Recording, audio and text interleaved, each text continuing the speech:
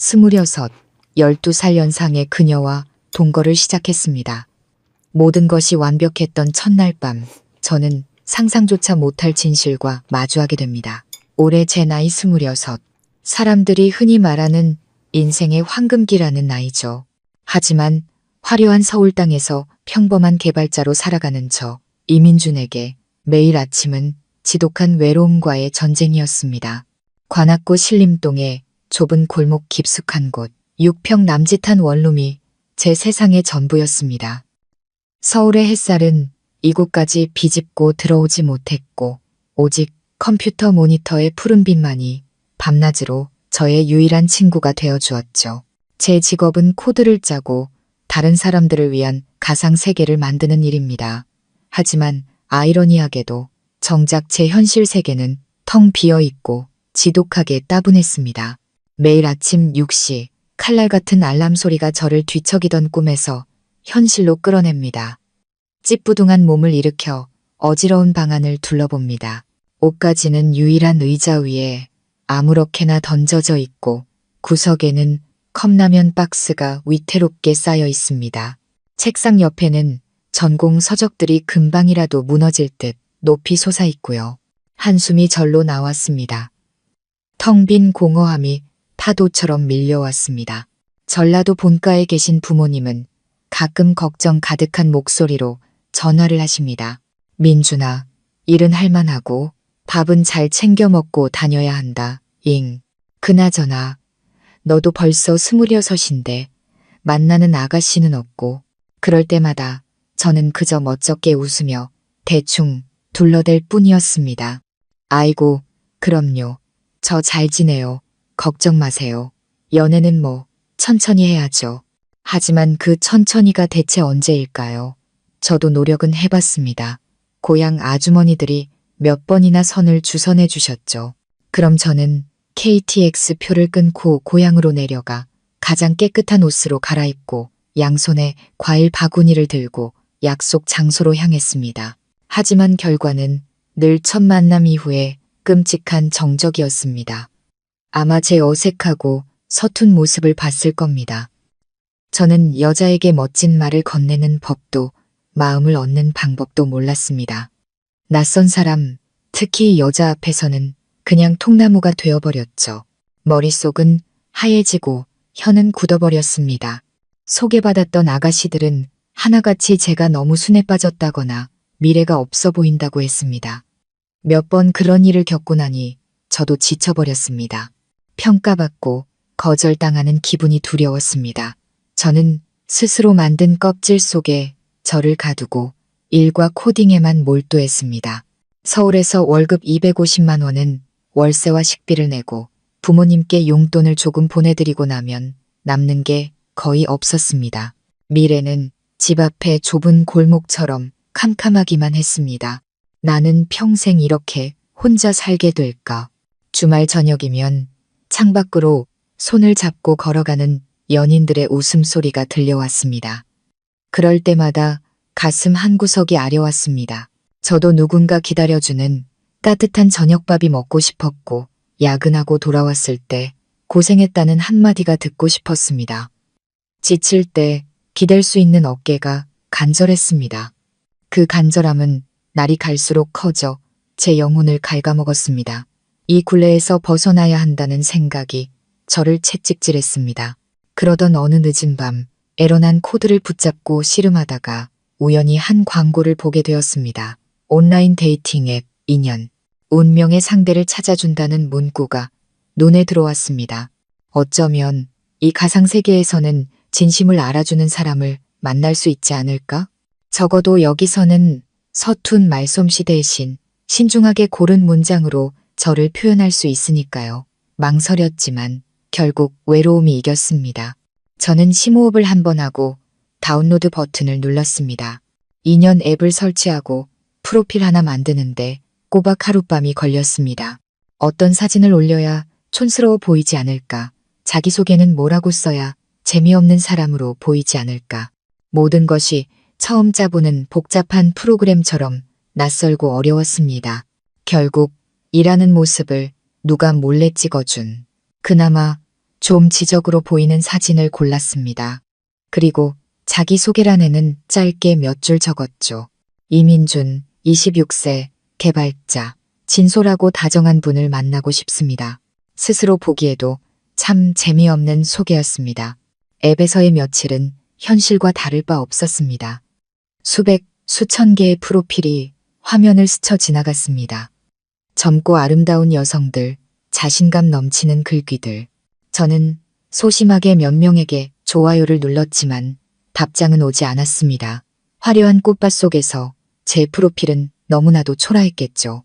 지루함을 느끼고 앱을 삭제하려던 바로 그 순간 제 손가락을 멈추게 한 프로필이 나타났습니다. 사진 속 여성은 아주 따뜻한 미소를 짓고 있었습니다. 검고 긴 머리를 단정하게 올려 무꺼지적인 이마가 드러났죠. 그녀의 눈은 젊은 아가씨들처럼 반짝이지는 않았지만 삶의 깊이를 담은 듯 부드럽고 그윽했습니다. 평범한 흰 셔츠 차림이었지만 우아하고 세련된 분위기가 느껴졌습니다. 그리고 자기소개는 저를 더 놀라게 했습니다. 김수연, 38세, 사업가. 인생에 많은 풍파를 겪었습니다. 이제는 평온한 안식처를 찾고 싶어요. 38살. 저보다 무려 12살이나 많았습니다. 처음에는 망설여졌습니다. 과연 괜찮을까? 하지만 그녀의 미소와 눈빛이 계속 마음에 맴돌았습니다. 그녀에게는 제가 만났던 또래 여자들에게서는 느낄 수 없는 사람을 편안하게 만드는 무언가가 있었습니다. 인생의 가치를 아는 사람만이 가질 수 있는 성숙함과 차분함이 느껴졌죠.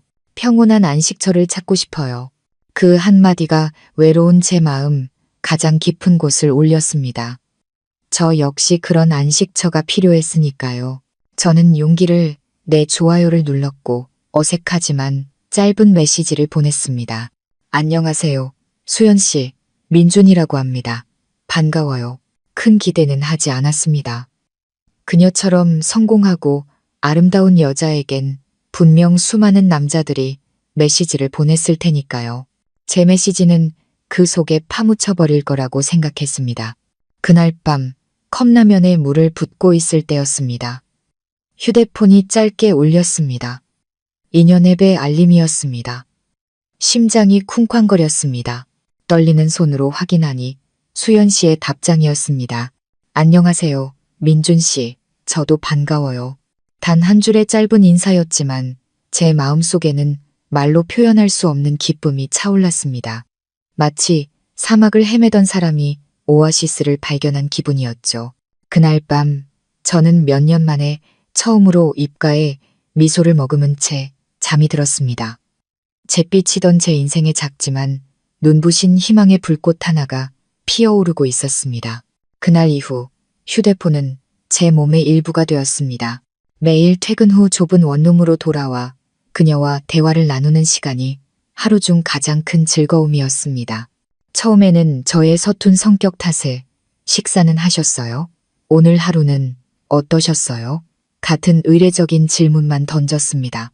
하지만 수연 씨는 달랐습니다. 그녀는 언제나 대화를 자연스럽게 이끌었고 저를 편안하게 만들어 주었습니다.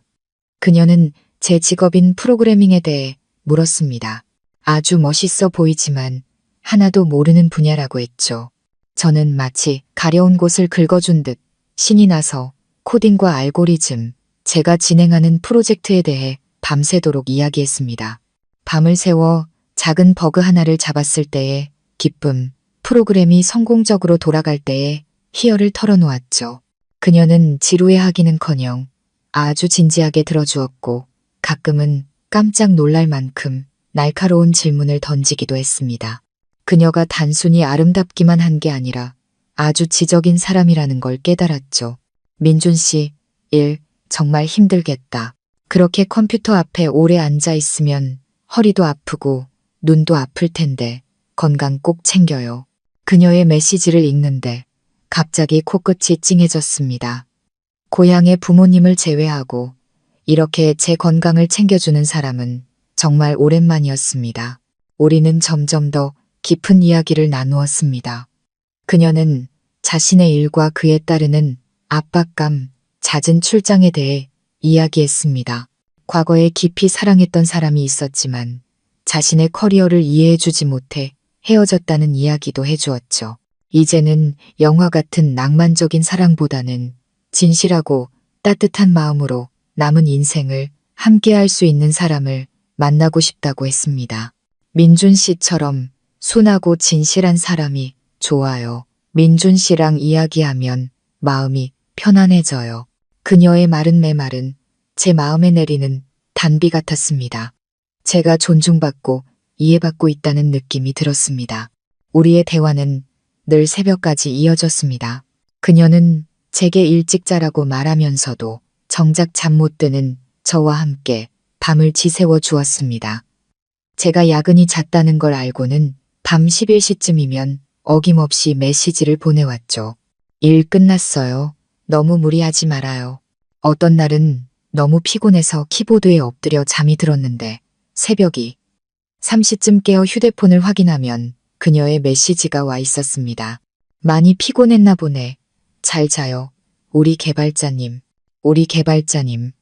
그 두 단어가 어찌나 다정하고 달콤하게 들리던지 세상에 더 이상 나 혼자가 아니라는 느낌이 들었습니다. 우리는 아직 한 번도 만난 적 없지만 이미 영혼은 보이지 않는 끈으로 연결된 것 같았습니다.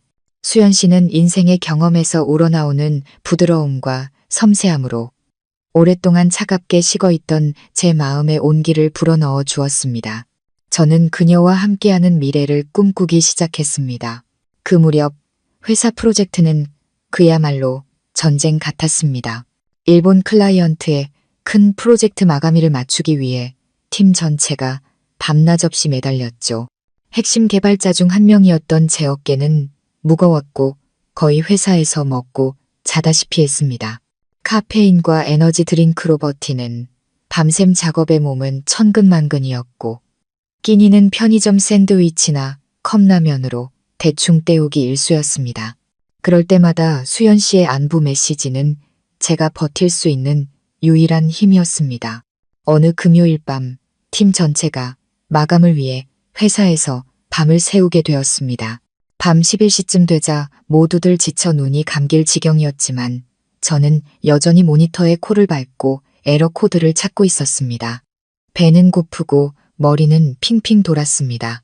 책상에 엎드려 잠시 숨을 고르는데 정말 모든 걸 포기하고 싶다는 생각이 들었습니다. 바로 그때 휴대폰이 울렸습니다. 수연 씨였습니다. 아직 회사예요. 저녁은 먹었고 저는 지친 목소리로 답장했습니다. 네, 아직 일하고 있어요. 오늘 저녁도 컵라면 신세죠. 뭐. 그녀는 바로 답장하지 않았습니다. 저도 다시 일에 몰두하느라 신경 쓰지 못했죠. 그리고 약 30분 후 배달 기사 한 분이 사무실로 들어와 큰 소리로 외쳤습니다. 혹시 이민준 씨 계신가요? 저는 어리둥절해서 일어났습니다. 음식을 주문한 적이 없었거든요. 배달 기사님은 저에게 따뜻한 음식 봉투를 건네며 웃으며 말했습니다. 아주 아름다운 여성분이 주문해 주셨어요. 일하느라 고생하시니 꼭 챙겨 드시라고 전해달라시네요. 저는 봉투를 받아들고 그 자리에 얼어붙었습니다. 안에는 김이 모락모락 나는 따끈한 소고기죽과 제가 좋아하는 간식 몇 가지가 들어있었습니다.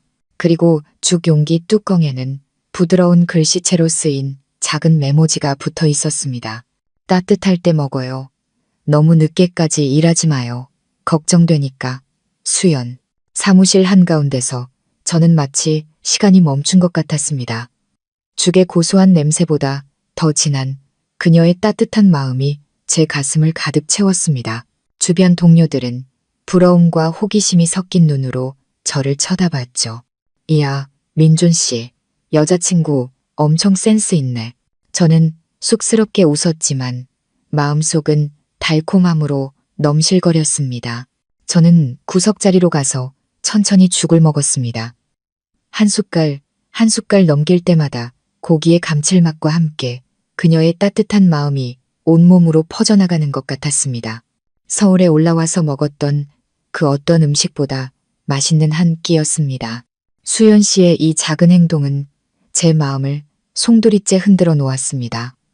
화려한 말이 아닌 제가 가장 필요로 할 때 전해진 진심 어린 행동이었으니까요. 누군가 나를 진심으로 생각하고 걱정해주고 있다는 사실이 저를 벅차게 했습니다. 그날 밤 죽을 다 먹고 나니 신기하게도 힘이 솟았습니다.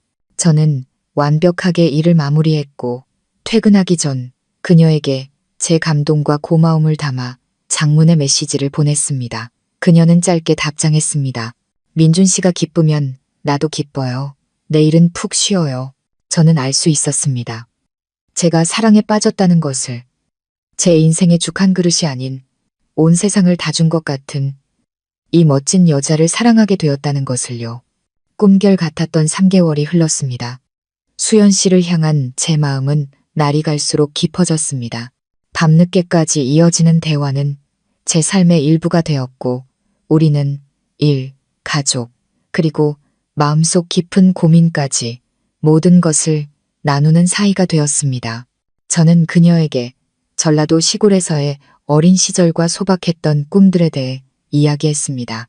그녀 역시 마음을 열고 자신이 다녀온 여행지, 좋아하는 책, 그리고 성공한 여성이 겪어야 하는 외로움에 대해 털어놓았습니다. 대화를 나눌수록 우리는 나이 차이를 넘어 영혼의 동반자 같다는 느낌을 받았습니다. 12살이라는 나이 차이는 더 이상 장애물이 아니었습니다. 오히려 저의 순수함과 그녀의 성숙함이 서로의 부족한 부분을 완벽하게 채워주는 것 같았죠. 저는 몇 번이고 직접 만나고 싶다는 뜻을 비췄지만 그녀는 그때마다 부드럽게 거절했습니다. 외적인 요소에 흔들리기 전에 메시지를 통해 서로의 내면을 충분히 이해하는 시간을 갖고 싶다고 했습니다. 만나면 내가 생각했던 모습이 아닐까봐, 민준 씨가 실망할까봐 무서워. 난 민준 씨보다 나이가 훨씬 많잖아. 그녀는 농담처럼 말했지만 그 속에는 나이 많은 여자로서의 작은 불안감이 숨어 있다는 걸 알 수 있었습니다. 그 모습이 오히려 그녀를 더 애틋하게 만들었고 저는 나이는 전혀 중요하지 않다고, 중요한 건 그녀의 영혼이라고 몇 번이고 말해주었습니다. 그러던 어느 주말 저녁이었습니다. 한참 대화를 나누던 수연 씨가 갑자기 말이 없었습니다. 무슨 일이 있나 걱정이 되어 메시지를 보내자 잠시 후 저를 깜짝 놀라게 하는 답장이 왔습니다. 민준아, 우리 만날까? 그냥 카페에서 만나는 거 말고 아예 우리 집으로 와서 얼마간 같이 살아보는 거 어때? 저는 메시지를 몇 번이고 다시 읽었습니다. 같이 살자니 제 눈을 의심했습니다. 너무나 대담하고 갑작스러운 제안이었습니다. 연애 경험도 거의 없는 26의 저에게 성숙하고 아름다운 여인이 동거를 제안하다니 머릿속이 복잡해졌습니다. 한편으로는 너무 빠른 게 아닐까, 이래도 괜찮을까 하는 두려움이 들었지만 다른 한편으로는 주체할 수 없는 기쁨과 흥분이 솟구쳤습니다. 이것이야말로 제가 꿈에 그리던 일이 아니었던가요? 사랑하는 사람과 매일 함께 눈을 뜨고 같이 밥을 먹고 영화를 보는 삶, 너무나 달콤한 꿈이었습니다. 제가 망설이자 수연 씨가 다시 메시지를 보내왔습니다. 갑작스러운 거 알아. 하지만 우리 3개월 동안 충분히 이야기했고 서로에 대해 많이 안다고 생각해. 메시지만으로는 알 수 없는 게 있잖아. 우리가 일상생활에서도 잘 맞는지 직접 부딪혀 보고 싶어. 잘 맞으면 더 깊은 관계로 나아가는 거고 아니라면 좋은 친구로 남으면 되잖아. 난 더 이상 시간을 낭비하고 싶지 않아. 민준아. 내 나이엔 시간이 가장 소중하거든. 그녀의 말은 논리적이었고 이 관계에 대한 진지함이 묻어났습니다. 그 말에 제 마음속 모든 망설임이 사라졌습니다. 그녀가 먼저 용기를 냈는데 제가 겁쟁이처럼 물러설 수는 없었습니다. 저는 심호흡을 하고 한 글자 한 글자 단호하게 타이핑했습니다. 좋아요. 저도 수연 씨 곁에 있고 싶어요. 전송 버튼을 누르자 심장이 터져 나올 것 같았습니다. 제 인생에 새로운 장이 곧 시작되려 하고 있었습니다. 그 장의 이름은 바로 행복, 그리고 김수연이었습니다. 우리는 다음 주 토요일 오후에 만나기로 했습니다.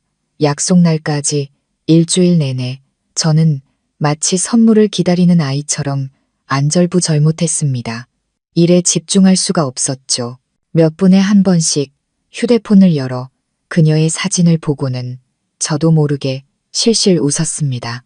첫 만남에 그녀가 어떤 옷을 입고 나올지, 저를 처음 보고 무슨 말을 할지, 저는 어떻게 행동해야 어른스러워 보일지 온갖 상상을 했습니다.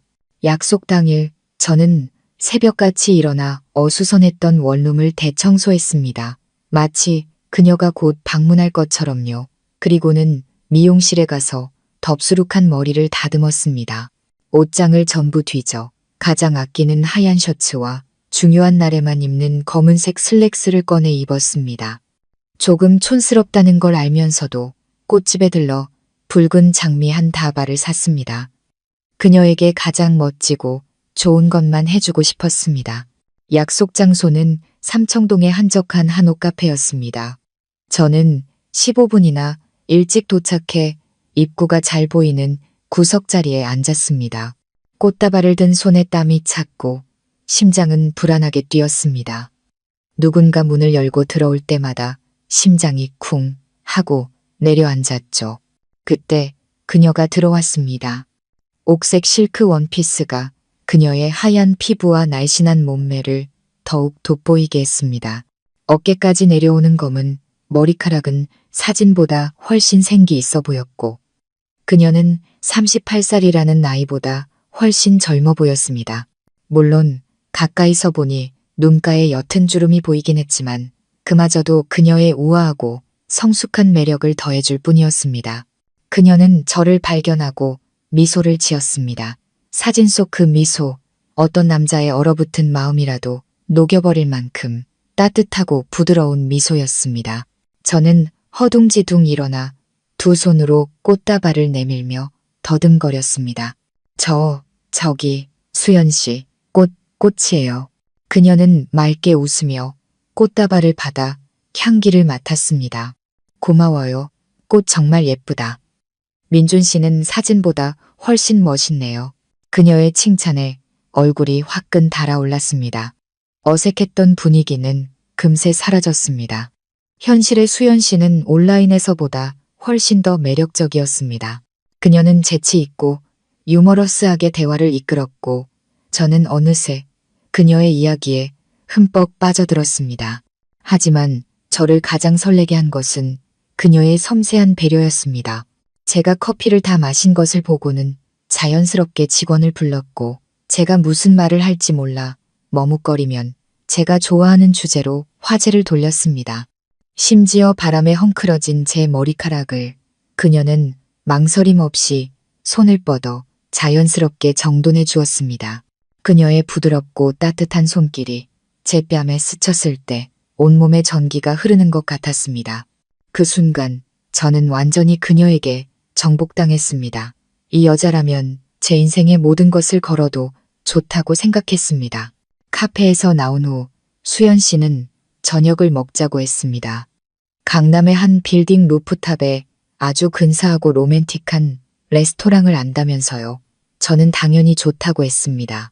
그녀와 함께하는 시간은 1분 1초가 소중했으니까요. 그녀의 하얀색 고급 세단은 서울의 야경 속을 부드럽게 미끄러졌습니다. 조수석에 앉아 운전하는 그녀의 옆모습을 훔쳐보았습니다. 집중하는 모습이 어찌나 프로페셔널하고 섹시하던지. 레스토랑은 도시의 야경이 한눈에 들어오는 환상적인 곳이었습니다. 촛불과 감미로운 음악, 시원한 밤바람이 어우러져 지극히 낭만적인 분위기를 자아냈습니다. 저는 마치 로맨스 영화의 주인공이 된 것 같았죠.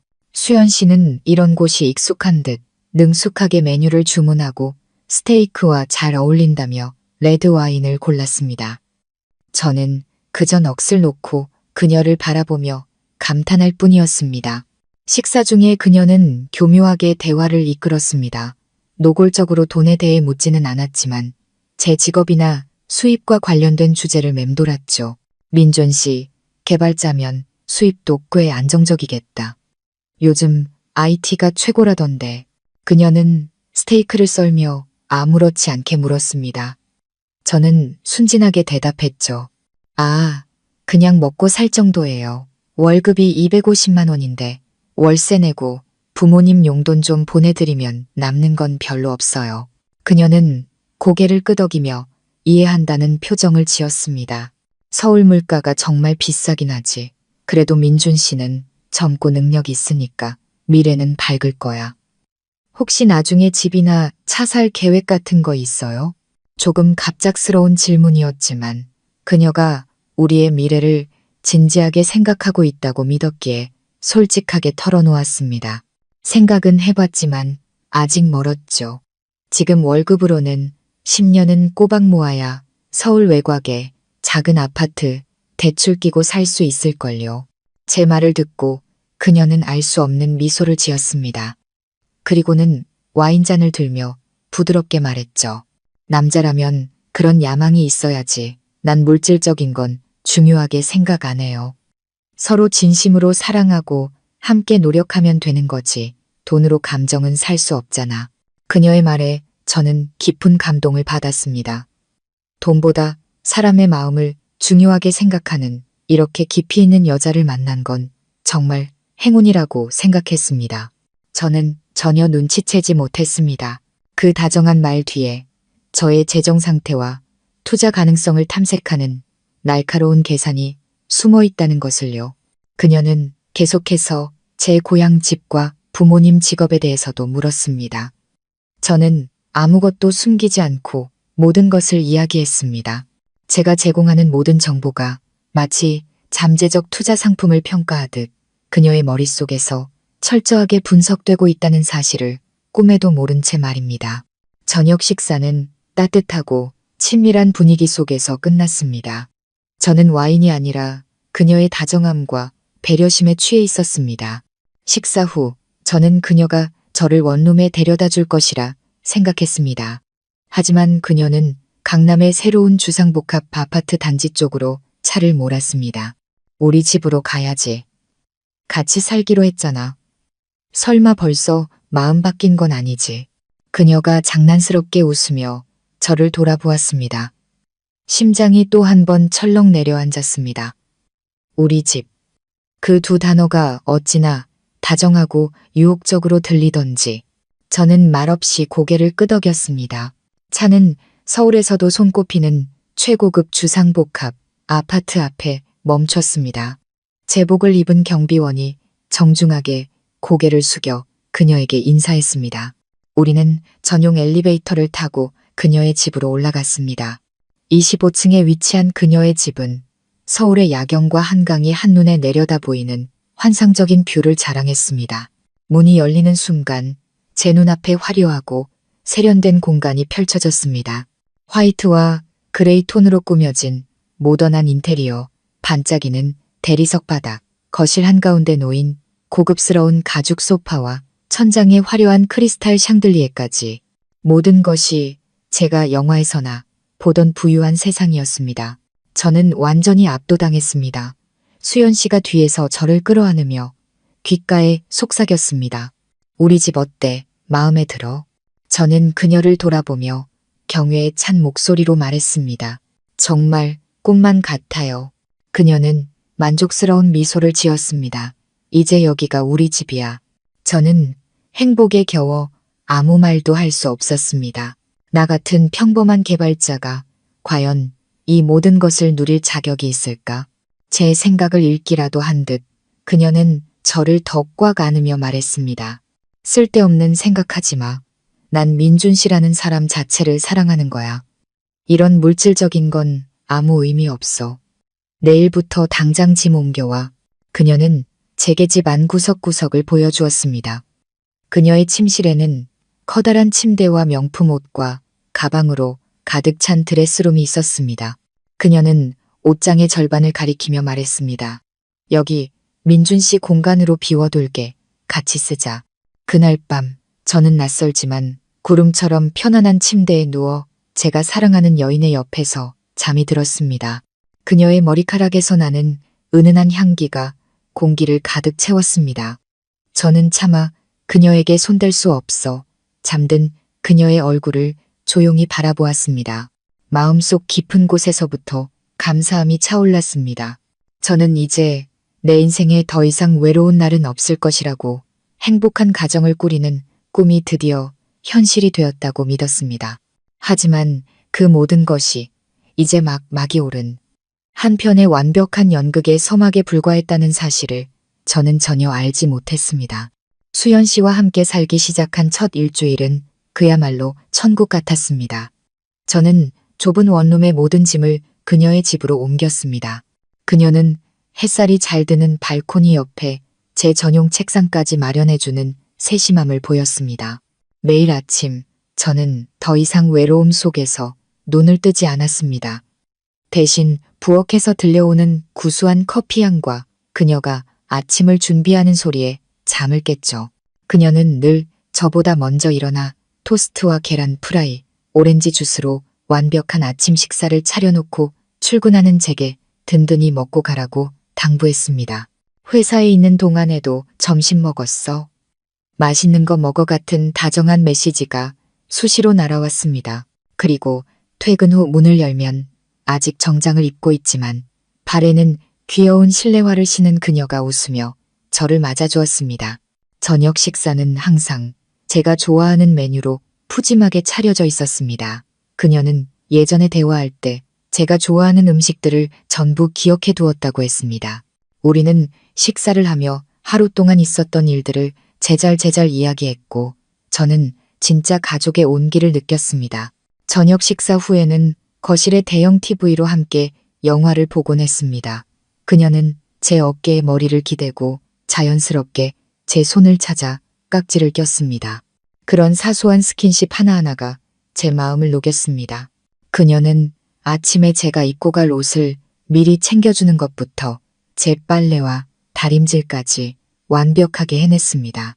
그런 사소한 일에 신경 쓰지 말고 일에만 집중해서 돈 많이 벌어 우리 미래를 책임지라고 말했죠. 그 말을 들을 때마다 저는 더 열심히 살아야겠다고, 그녀의 사랑과 희생에 보답해야겠다고 다짐했습니다. 주말이면 그녀는 저를 데리고 쇼핑을 가거나 근교로 드라이브를 갔습니다. 제게 어울린다며 비싼 브랜드의 옷들을 사주었고 덕분에 저는 이전보다 훨씬 세련되고 자신감 있는 모습으로 변해갔습니다. 그녀는 자신의 친구들에게 저를 소개하며 내 남자친구라고 자랑스럽게 말했고 친구들은 모두 우리가 잘 어울린다며 저더러 복받은 놈이라고 했습니다. 저는 그 달콤함과 행복에 완전히 빠져 제가 세상에서 가장 운 좋은 남자라고 생각했습니다. 모든 것이 너무나 완벽해서 가끔은 이게 현실이 맞나 싶을 정도였죠.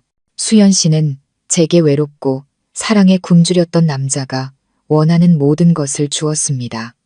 저는 그녀를 미치도록 사랑하게 되었고 그녀의 보살핌에 점점 더 의존하게 되었습니다.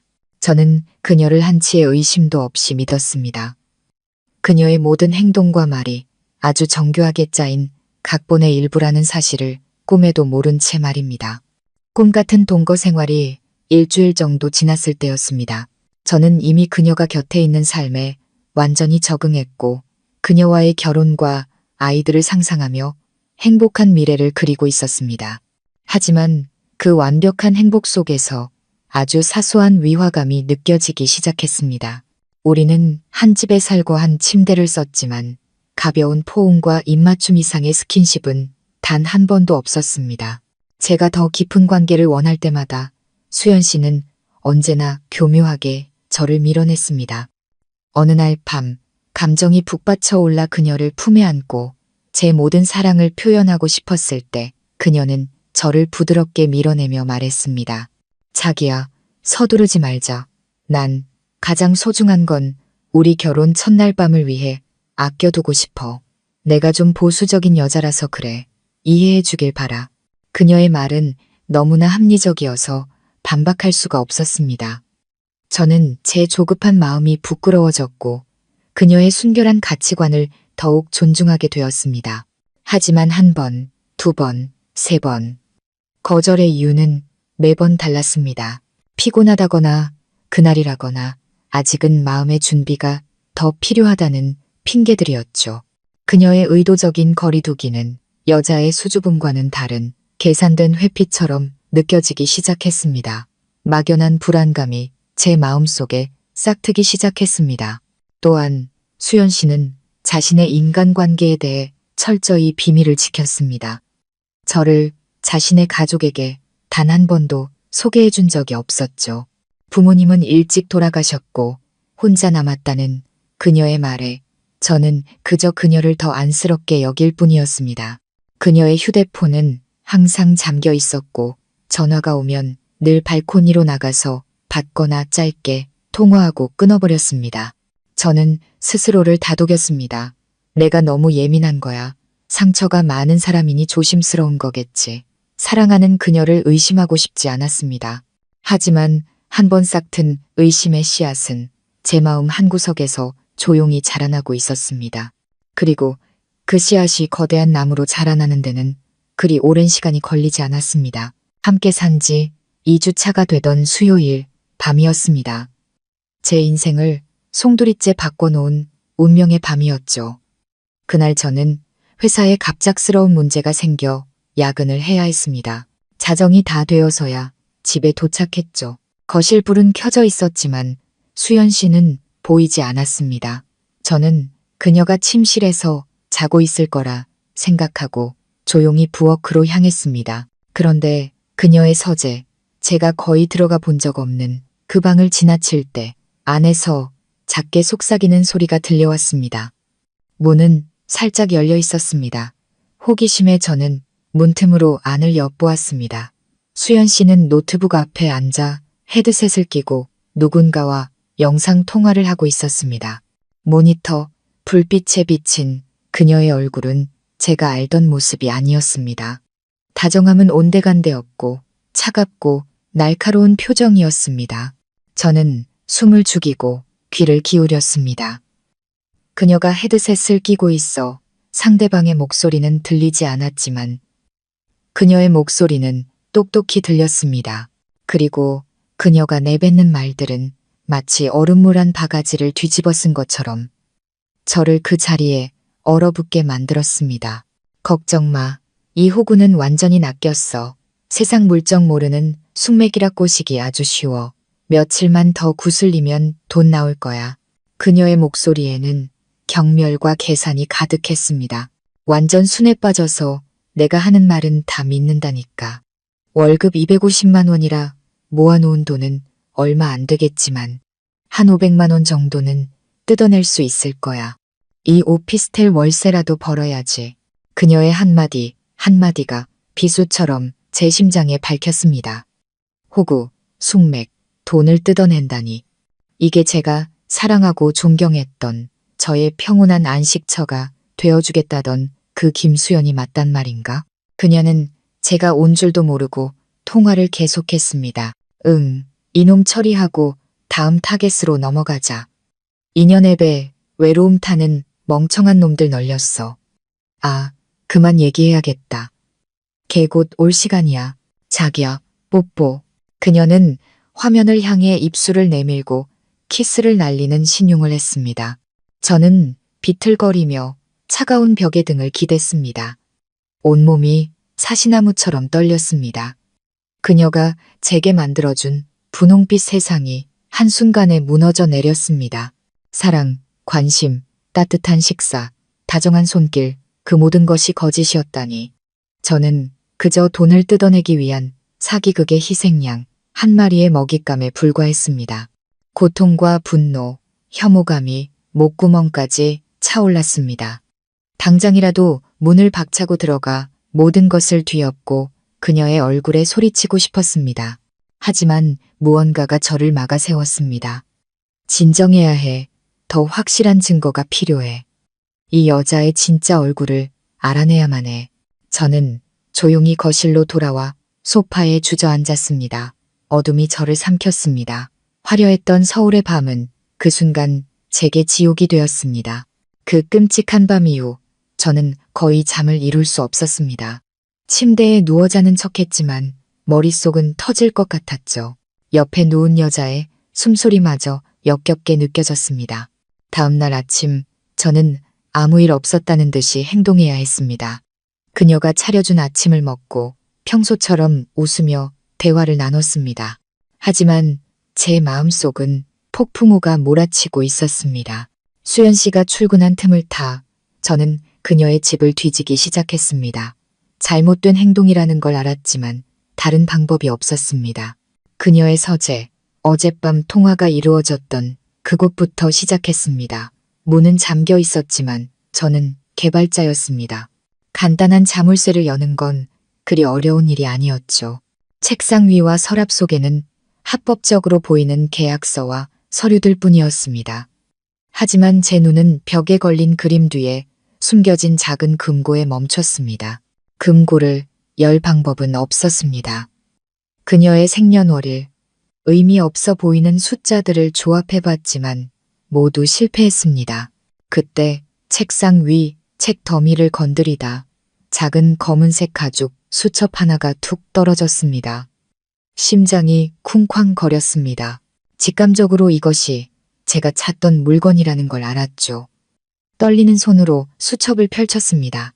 안에 담긴 것은 일기가 아니었습니다. 꼼꼼하게 손으로 기록된 소름 끼치는 내용들이었습니다. 그것은 바로 사기 계획서였습니다. 각 페이지마다 먹잇감의 정보가 상세히 적혀 있었습니다. 이름, 나이, 직업, 월급, 고향, 성격, 심지어 심리적 약점까지 10명이 넘는 남자들의 이름이 있었습니다. 각 이름 옆에는 상세한 시나리오가 붙어 있었죠. 타겟 A, 30세, 의사, 최근 여자친구와 헤어짐, 위로가 필요함, 시나리오, 상처를 이해해주는 성숙한 연상녀 컨셉. 타겟 B, 28세, 건설 엔지니어, 타지 생활로 외로움이 많음, 시나리오, 요리를 잘하는 다정하고 현모양처 같은 여자 컨셉. 저는 빠르게 페이지를 넘겨 제 이름을 찾았습니다. 이민준, 26세, 개발자, 월급 250만 원, 전라도 출신, 내성적이고 순진함, 연애 경험 부족, 가정에 대한 환상이 있음, 약점, 사소한 관심에 쉽게 감동하고 사람을 잘 믿음. 그 아래에는 인연 앱에서 접근하는 것부터 심야의 안부 메시지, 감동적인 죽 배달 이벤트, 대담한 동거 제안, 그리고 요리와 쇼핑을 통한 환심 사기까지 모든 행동과 대사가 미리 짜여 있었습니다. 심지어 저에게 투자된 비용 꽃값, 레스토랑 식사비, 옷값과 목표 수익 900만 원까지 정확히 기록되어 있었습니다. 머릿속이 하얘졌습니다. 저는 유일한 사람이 아니었습니다. 수많은 희생자 중 한 명일 뿐이었습니다. 제가 진실한 사랑이라고 믿었던 모든 순간이 철저하게 계산된 연극이었다는 사실에 온몸의 피가 차갑게 식었습니다. 분노가 극에 달했습니다. 저는 수첩을 든 손에 힘을 주었습니다. 이대로 당할 수는 없어. 이 여자와 그 공범들이 계속해서 다른 선량한 사람들을 속이도록 내버려 둘 수는 없어. 저는 즉시 휴대폰으로 수첩의 모든 페이지를 촬영했습니다. 그리고 수첩을 원래 자리에 돌려놓고 흔적을 지운 뒤 서재를 나왔습니다. 그날 저녁 제가 수첩에서 읽었던 연극이 시작되었습니다. 저녁 식사 도중 수연 씨는 갑자기 슬픈 표정을 지으며 눈시울을 붉혔습니다. 저는 걱정스러운 척 물었죠. 수연 씨, 무슨 안 좋은 일 있어요? 그녀는 눈물이 그렁그렁한 눈으로 저를 보며 어렵게 입을 열었습니다. 고향에 계신 어머니가 갑자기 심장병으로 쓰러져 급하게 수술을 받아야 하는데 수술비가 500만 원이나 된다는 것이었습니다. 최근에 사업에 돈을 다 투자해서 당장 현금이 없다고 했습니다. 그녀의 대사, 눈물 한 방울까지 수첩에 적힌 시나리오와 정확히 일치했습니다. 만약 제가 진실을 몰랐다면 의심 없이 제 모든 것을 내주었을 겁니다. 가여운 척 연기하는 그녀의 모습에 역겨움이 치밀었지만 저는 감정을 억누르고 안타까운 표정을 지었습니다. 그녀의 손을 잡고 위로했죠. 너무 걱정 마요. 어머님 건강이 최우선이잖아요. 돈은 어떻게든 마련할 수 있을 거예요. 그녀는 희망에 찬 눈으로 저를 보며 흐느꼈습니다. 민준아, 나 500만 원만 빌려줄 수 있을까? 금방 갚을게. 사업 자금 들어오면 이자까지 쳐서 바로 갚을게. 우리 미래의 장모님 돕는 셈 치고 안 될까? 미래의 장모님이라니 그 말이 어찌나 가증스럽게 들리던지. 이제 결정을 내려야 할 때였습니다. 저는 가진 돈을 전부 털어 모의 실험을 해보기로 했습니다. 저는 한참 고민하는 척 하다가 곤란한 표정으로 입을 열었습니다. 500만 원은 저한테 너무 큰 돈이에요. 제가 몇 년 동안 모은 돈이 200만 원 정도밖에 안 되거든요. 나머지는 부모님께 보내드려야 해서 제 말을 듣는 순간 그녀의 눈에 스쳐 지나가는 실망의 빛을 저는 놓치지 않았습니다. 그녀는 금세 다시 비통한 표정을 지으며 말했습니다. 그렇구나. 없으면 어쩔 수 없지. 내가 다른 방법을 알아볼게. 우리 엄마 운명이 여기까지인가 보지, 뭐. 그녀는 식탁에 엎드려 서럽게 울기 시작했습니다. 정말 대단한 연기였습니다. 저는 심호흡을 하고 마지막 카드를 꺼내 들었습니다. 수연 씨, 울지 마요. 500만 원은 없지만 제가 100만 원은 빌려줄 수 있어요. 큰 돈은 아니지만 일단 이걸로 급한 불 먼저 끄세요. 나머지는 우리 같이 방법을 찾아봐요. 저는 이 작은 돈에 그녀가 어떻게 반응할지 보고 싶었습니다. 그녀는 고개를 들었습니다. 아주 짧은 순간이었지만 저는 그녀의 눈에서 차가운 경멸을 보았습니다. 하지만 그녀는 금세 감정을 숨기고 억지 미소를 지었습니다. 100만 원이라도 고마워. 이 은혜는 평생 잊지 않을게. 다음 날 저는 현금 100만 원을 인출해 그녀에게 건넸습니다. 그녀는 고맙다는 말도 제대로 하지 않고 돈을 받아 챙겼습니다. 어머니 때문에 급히 시골에 내려가 봐야 한다며 작은 캐리어에 옷 몇 개를 챙겨 집을 나섰습니다. 떠나기 전 그녀는 제게 무심하게 한마디 던졌습니다. 집 잘 지키고 있어. 연락할게. 저는 그것이 그녀를 보는 마지막이 될 것이라는 걸 알았습니다. 그녀가 떠난 뒤 텅 빈 집안을 둘러보았습니다. 따뜻했던 공간은 이제 차가운 거짓으로 가득 차 있었습니다. 100만 원. 그것은 제 순진함에 대한 대가였습니다. 인생을 배운 값으로는 그리 비싸지 않다고 스스로를 위로했습니다. 하지만 이야기는 아직 끝나지 않았습니다.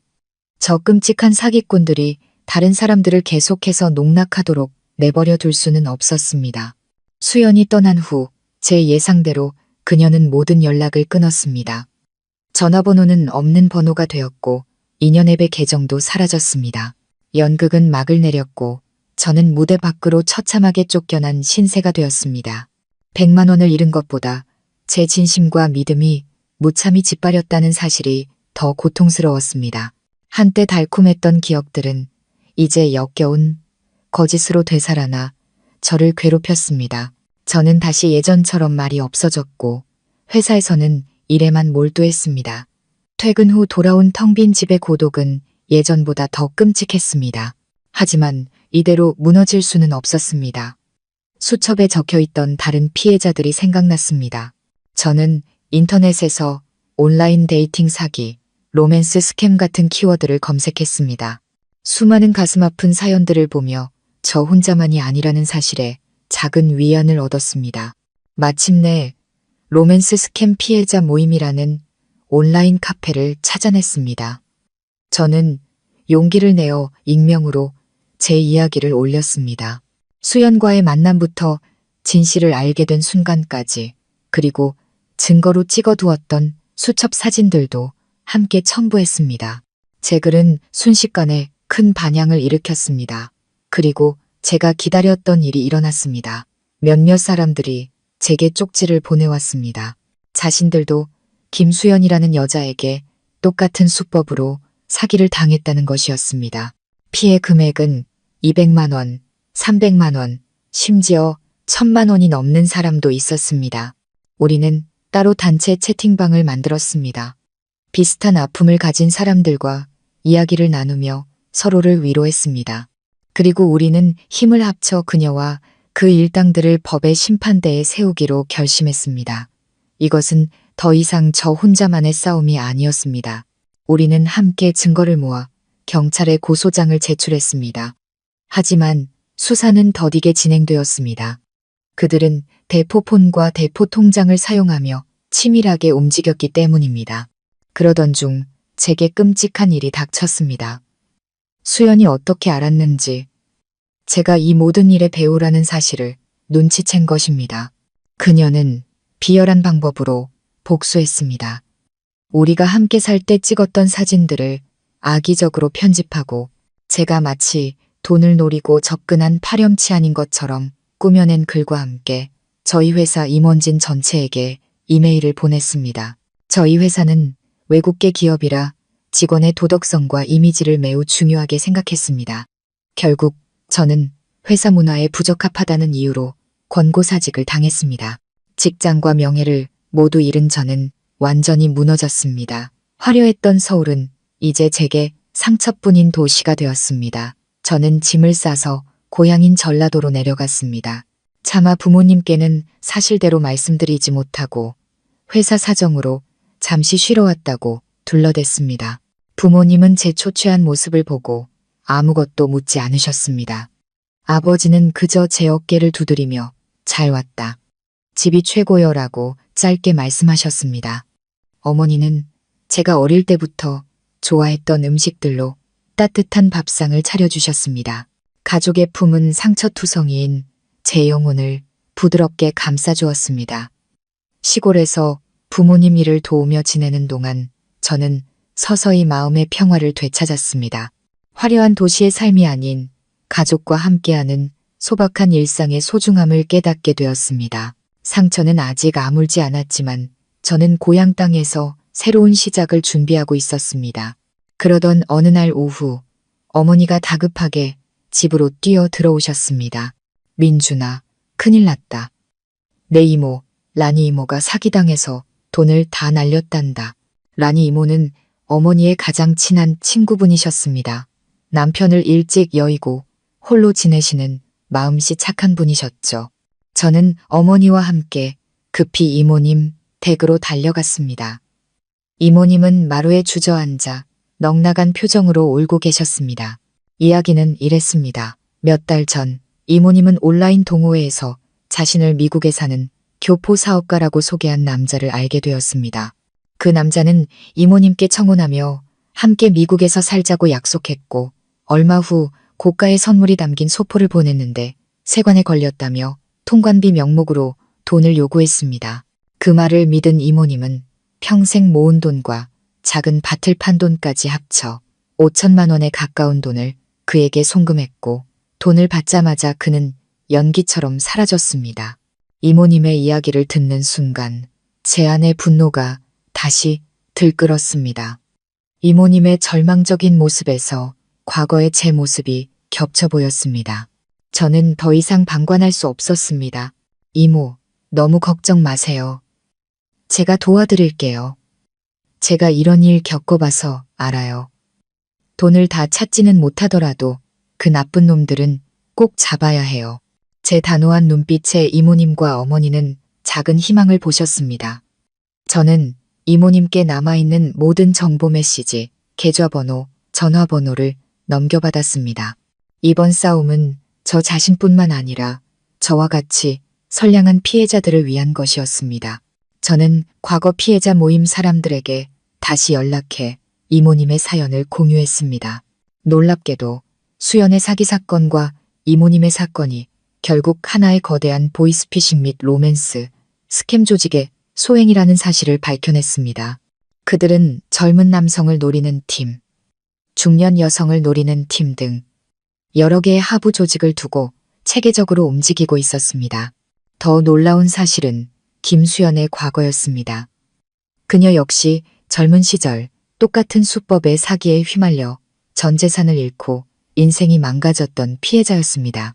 그 충격으로 세상에 대한 불신과 증오만 남게 된 그녀는 결국 자신이 당했던 것과 똑같은 방식으로 다른 사람들에게 복수하는 범죄자의 길을 걷게 된 것이었죠. 우리가 수집한 결정적인 증거들과 변호사, 그리고 언론의 도움으로 마침내 경찰은 이 거대 사기 조직을 일망타진했습니다. 재판날 저도 법정에 있었습니다. 죄수복을 입은 수연의 모습은 초라하기 그지없었습니다. 그녀는 최후 진술에서 눈물을 흘리며 제게 사과했습니다. 민준 씨, 정말 미안해요. 당신의 진심에 흔들렸던 순간도 있었지만 결국 제 안의 악마를 이기지 못했어요. 그녀의 진심 어린 사과를 들으며 저는 마음속 깊이 묻어두었던 증오를 내려놓을 수 있었습니다. 사건이 마무리된 후 저는 제 고향에서 새로운 삶을 시작했습니다. 제 경험을 바탕으로 온라인 사기 예방을 위한 비영리 단체 믿음의 방패를 만들었습니다. 마을 회관이나 노인정을 찾아다니며 어르신들께 사기 예방법을 알려드리는 일을 했죠. 이 의미 있는 활동 덕분에 저는 제 삶의 가치를 되찾았습니다. 그리고 얼마 후 제 능력을 눈여겨본 지역의 한 농업기술회사로부터 스카우트 제의를 받게 되었습니다. 진정한 사랑도 예기치 않게 찾아왔습니다. 그녀의 이름은 은하 동네 유치원 선생님이었습니다. 우리는 제가 유치원 학부모들을 대상으로 강연을 하던 날 우연히 만났습니다. 은하는 제 과거의 상처까지 모두 감싸 안아주는 따뜻하고 현명한 사람이었습니다. 1년 후 저희는 가족과 이웃들의 축복 속에서 작은 결혼식을 올렸습니다. 이제 제 곁에는 화려한 루프탑 레스토랑도 명품 옷도 없지만 그 무엇과도 바꿀 수 없는 진실한 사랑과 평온한 행복이 있습니다. 제 이야기는 폭풍우처럼 시작되었지만 마침내 저는 인생의 가장 안전하고 따뜻한 항구에 닻을 내렸습니다. 그리고 저는 여전히 사람들에게 제 이야기를 들려줍니다. 세상에서 가장 소중한 것은 사랑과 믿음이지만 스스로를 지킬 줄 아는 지혜 또한 그에 못지않게 중요하다는 것을 알려주기 위해서 말입니다.